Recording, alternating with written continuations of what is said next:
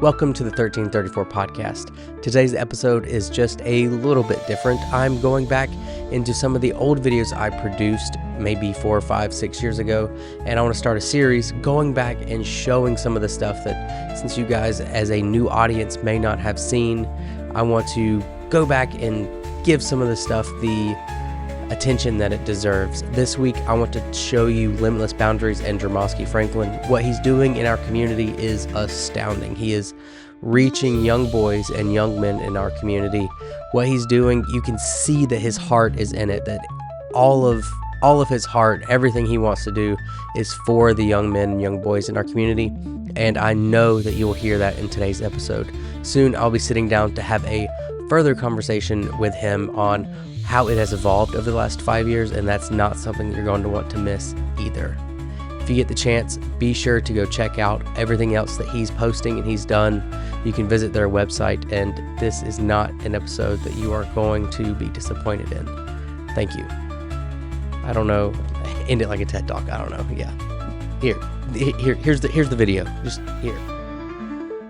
I can have a terrible day, but knowing that when I get off, I got to do something that involves that program is awesome.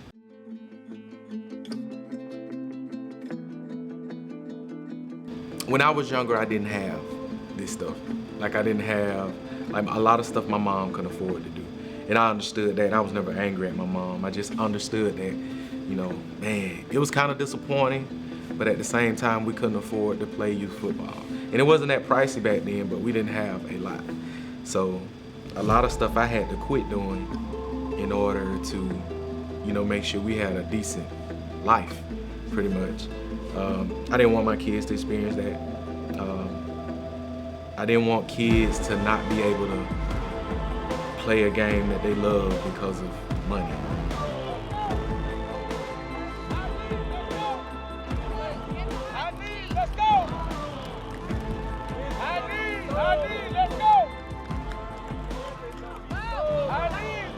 Basically, in a nutshell, what made me start Limitless Boundaries was after when I first started coaching my son, I wanted to do more. Being a police officer, I had been dealing with a lot of youth in different areas where we were patrolling and different stuff like that, and I kind of wanted to, be a little more involved with them. It was cool to coach, but I kind of wanted to keep track of them. Because after those seasons we would kind of lose track of the kids. Wouldn't know what they were doing. Some would come back, some would have been and got in trouble or some stuff like that. So what I wanted to do was kind of, get a year-round program. I also wanted to kind of help them with their schoolwork and keep track of them in school, and point them to the right direction of people who could possibly help them, whether it be tutoring, mentoring, whatever the situation may be. My wife, she was always like, you do so much for the kids, you need your own program. No, you got to take it up.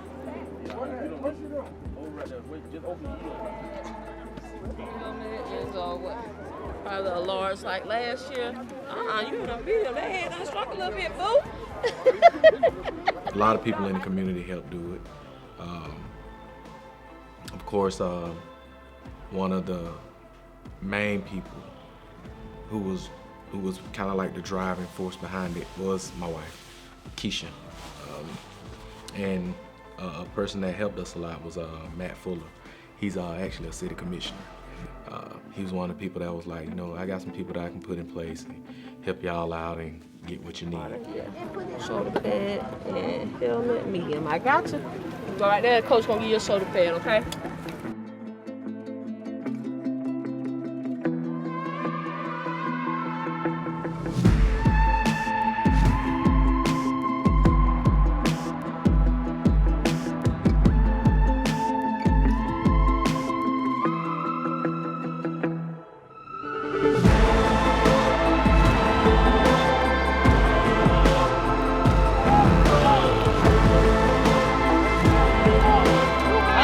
Let's go!